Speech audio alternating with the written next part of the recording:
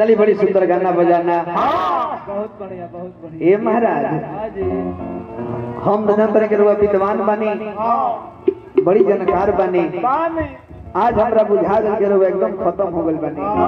पहले रहो गीत संगीत कैसन लो दिन पर दिन बढ़े के चाहिए। आज से 2 साल पहले अपने संगे गोलर नहीं सो ऐसा रहो गीत संगीत हो गल बा। ई रंग मंच हो ए मंच पर रउरा के बोरल बजावे बजावे खातिर रउरा पर वचन कहे लगता नहीं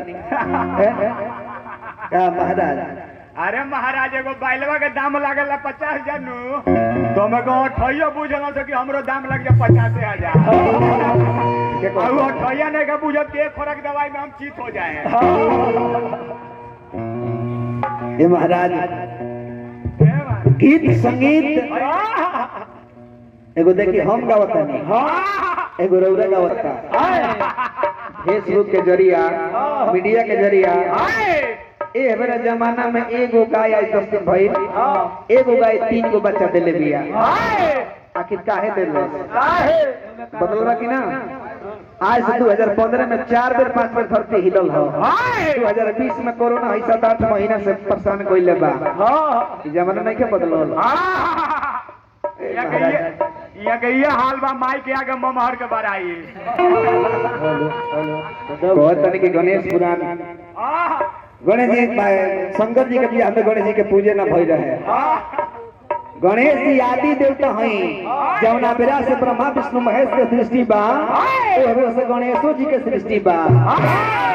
मेरा विश्वास नहीं के तरफ गणेश पुराण लेके पढ़ी पढ़ल बा कहिले सुनल ना कहीं रो लगल के त हमरा लगे बात ले ली पढ़ी इहे कहल जाला बिना। आखिर कोनो गणेश के पूजले बड़ी कि ना? रउरा कहत नहीं कि पूजले बड़ी हई अवतार तो गणेश जी के पूजा भइल बा कि ना? गणेश जी आदि देवता हई एकरा के रउआ माने के पड़ी। ये कहल जाला बिना पढ़ल लिखल बोका ये चिड़ी बोका ना भी से अपने कमल को उड़ाए ब्रह्मा को सृजने भी वाले तुम्ही हो।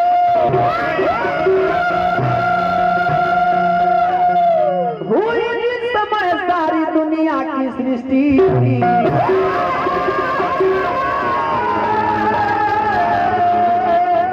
तो सृष्टि भी जाने भी वाले तुम्ही हो।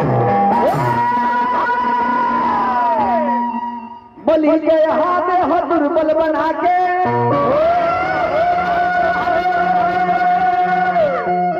बलि को ठकाने भी वाले तुम्ही हो।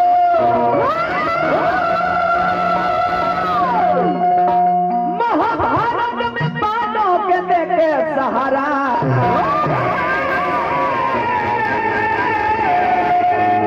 प्रभु महाभारत निधाने भी वाले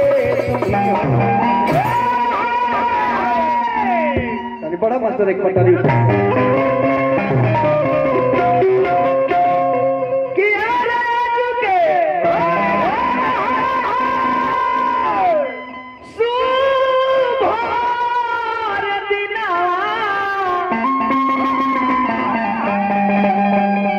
ग्राम बाजितपुर में बुलवा के प्रभु दुगोला गवाने भी वाले तुम्ही हो। गाना बजाना दरबार ना हो गाना बजाना संगावत में सर्व से बोलो ही ना करी बोले तो आवाज नहीं थे। ए बियाजी तो निमन हमरा गांव के पलटुआ गावेला। ए बबुआ संगीत ऐसा चीज हो अरे बोर भाई नहीं अरे और बात रवा गलतियों बोले तो हम ना काटे। पहले पैसा ली पहले बाद में दाची अरे पैसा धरो पहले आंगनबाड़ी में दिया जा बात तो ठीक है कहत रही है ना आवत रहो तो बुझा दे हमें निमन नहीं सगावत का। हां ई देश सब लोग का रिचार्ज है पैसा के बारिश हो गई पैसा देत रहे आई हमरा है ना पैसा न देम लो सब खादरे पर जाई पैसा बा जगन्ता मलिकार कर से बड़ी रुपया का पुरस्कार बा।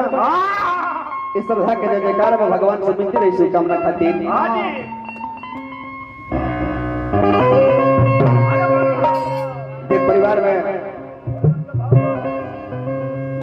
हरदम शांति बरकरार रहे, मंगल के कार्य होते रहे, भगवान से प्रार्थना रही।